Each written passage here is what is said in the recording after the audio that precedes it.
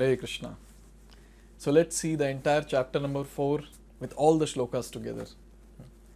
So in chapter 3, that is the previous chapter, Krishna spoke about transcendental knowledge, but he didn't give the details of transcendental knowledge, but he glorified the transcendental knowledge, saying how the transcendental knowledge works, helps a person to elevate to a different level of consciousness, a different platform altogether. So he made various statements like transcendental knowledge helps one to go from sakama karma yoga to nishkama karma yoga. He also said that it gives intelligence, a strength to overcome all the lusty desires.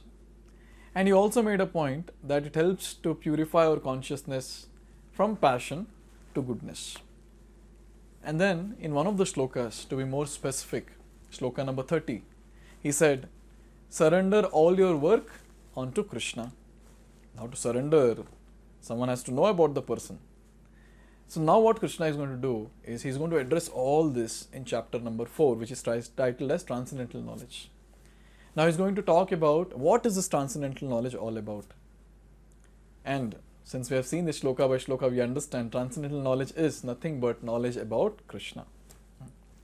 So let's see the entire chapter summary, all the shlokas.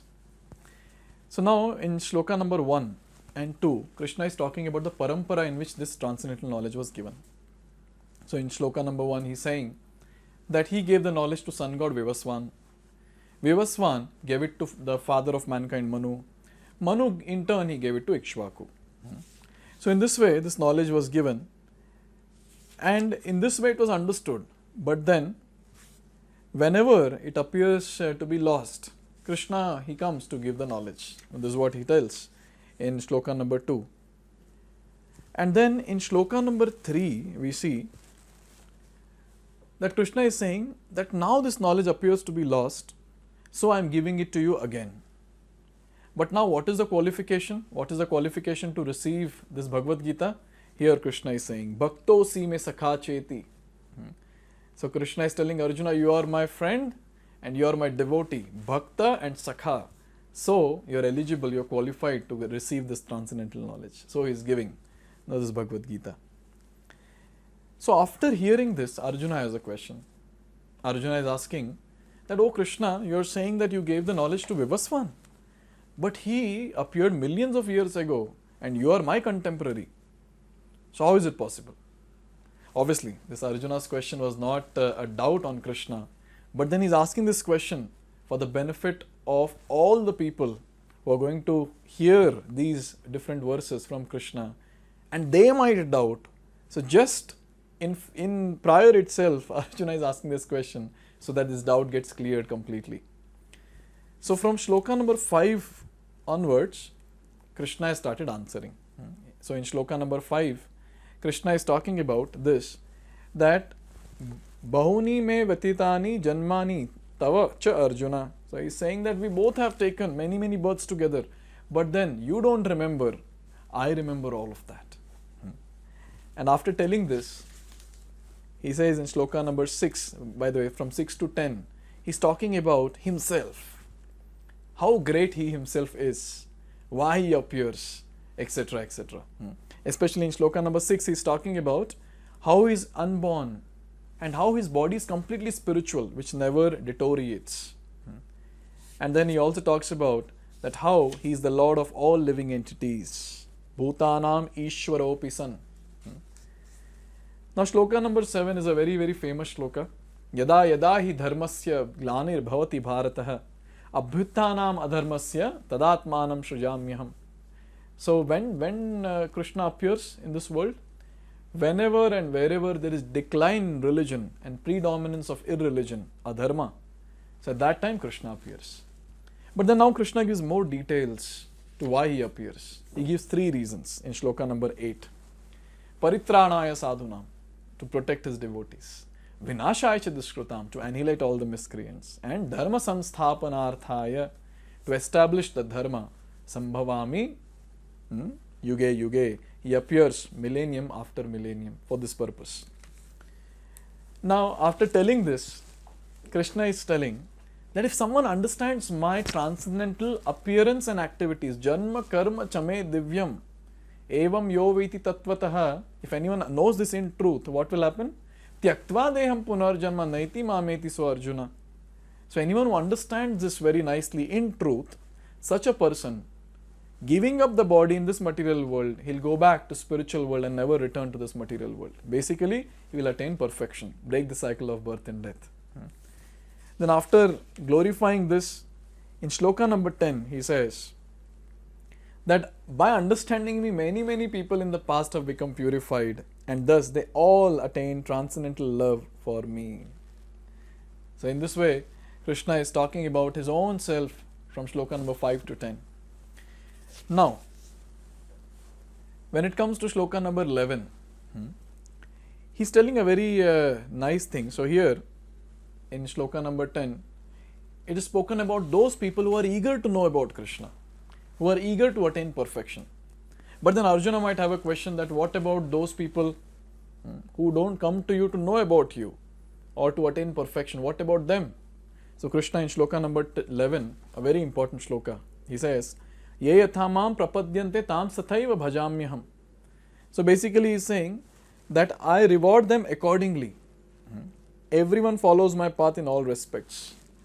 So ye thamam prapadyante, the way they surrender onto me, to the extent they surrender onto me, to that extent I reciprocate. That's what he's telling. But now there might be a question that, oh Krishna, if you reciprocate accordingly, then why is it that people don't come to you? All the people don't come to you? Then Krishna is telling, there are some people who want quick results, so they go to demigods. Now Arjuna might have another question that, okay, if they are going to demigods, how will they get purified? Because without getting purified, they cannot break the cycle of birth and death. So in shloka number 13, Krishna is saying, don't worry, I have created a system for that. Chatur varnyam maya system. I have created varnas, the 4 varnas, Brahmana, Kshatriya, Vaishya, Shudra. So if someone just follows the duties of those particular varna, then the person will get purified. Now, in shloka number 14, Krishna is telling, see, I have created this system, but then all this work doesn't affect me. Even if I do the work, it doesn't affect me. There is no work that affects me. And then in shloka number 15, he's talking about this point of how people in the past who have followed varnashrama for the pleasure of Krishna, they all have attained liberation. So basically all these liberated souls, they have followed varnashrama for the pleasure of Krishna and they have attained perfection. That's what he's talking about. So in this way, this very important question of Arjuna is answered, that what about those people who are not approaching you for perfection? So how will they get purified? By following varnashrama. Now after describing all this, now Krishna is talking about karma, intricacies of karma from shloka number 16 to 24. Understanding karma on the platform of jnana. So from shloka number 16 to 18, Krishna is just talking about how difficult it is to understand the intricacies of karma. This is what he is speaking. He speaks about action, inaction, forbidden action. And after speaking about all this, in shloka number 19, shloka number 19 onwards till shloka number 24, 23, he's talking about the symptoms of a detached worker. How can we understand that this person is working without getting attached to the results? That is basically, he is a Nishkam Karma Yogi. How will we understand this? So, in this he has given lots and lots of wonderful qualities.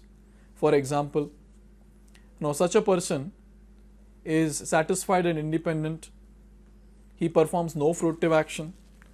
He gives up all sense of proprietorship. He is perfectly sense controlled. He is controlled at the level of mind, at the level of intelligence. He acts only for the bare necessities of life. And then he is free from duality, does not envy. And then finally he is also saying that such a person who is fully situated in transcendental knowledge, merges entirely into transcendence. That person attains perfection, he is saying. Now in shloka number 24, he gives the qualities of a person who is detached worker. But then he also introduces a term of yajna. Now after hearing this, now Arjuna might have a question that can you please tell me more about yajna? Now Krishna starts speaking about it from shloka number 25 to 33. So 25 to 29, there are different types of sacrifices mentioned.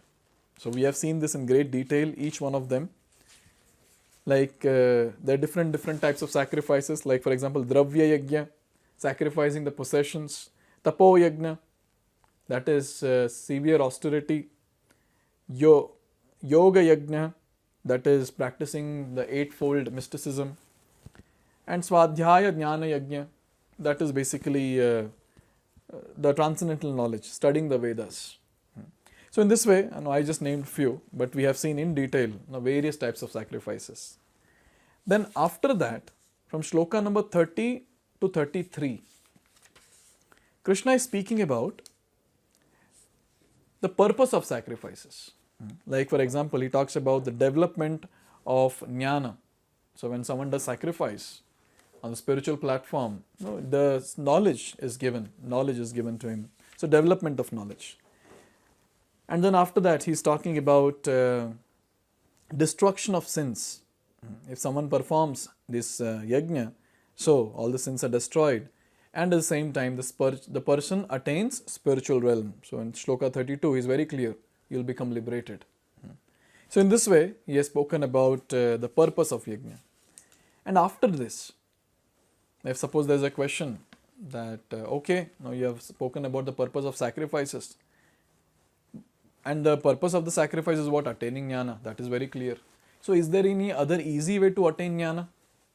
So in shloka 34, which is very, very important shloka for all the sadhakas, he says, Tadvidhi pranipatena pariprashnena sevaya upadekshanti te jnanam jnaninas tattvadarshinaha. So if you want to attain this knowledge quickly, better you go and approach a tattvadarshi, the one who is enlightened, the one who is self-realized. And how to approach? Approach him with full surrender, render service, seva, and then inquire from him very, very submissively. So this is the best way, O Arjuna. And this is what Krishna is saying. And then, after attaining the jnana, the transcendental knowledge, shloka number 35 to 38 talks about the glories of transcendental knowledge. Yes. So what happens when a person gets this transcendental knowledge? What are the results of the same? Just to name a few. So even if the person is the most sinful of all the sinners, that person will be able to cross the ocean of miseries. He will be able to attain perfection. And then just by getting this transcendental knowledge, all the reactions are burnt into ashes. And in shloka number 38, he is saying that there's nothing so sublime and pure as transcendental knowledge. As the person will relish getting this transcendental knowledge. But then in shloka number 39, he adds a point. Who can acquire this transcendental knowledge? Shraddhavan, labhate jnanam. The one who has faith, that person can actually attain transcendental knowledge. Okay, what about those who don't have faith? What about them? What will happen to them? So here some words are given. Agya, agnya, so ignorant. Then ashraddhadhanaha, faithless. And samshayatma, doubtful. So such people, what will happen to them? Vinashyati, they will just fall. And another very important line is, Nayam lokosti na paro na sukham samshayatmanaha. Such a person will never get happiness either in this world or next. Oh Arjuna, try to understand. So don't doubt, this is what Krishna is telling.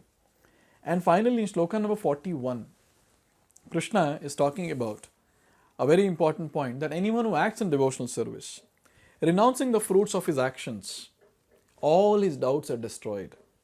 And since all his doubts are destroyed, he is situated in self, he becomes self-realized. And such a person is not bound by the reactions of any work.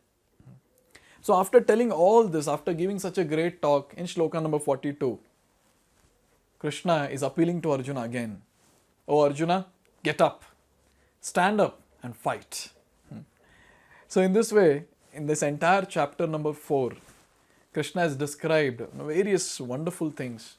And I'm sure in each and every shloka that we saw, We have seen how to apply that shloka in our day-to-day life, and how, in all this shlokas, one essence is very clear, that in this age of Kali Yuga, we can perfect our life by chanting the holy names of the Lord.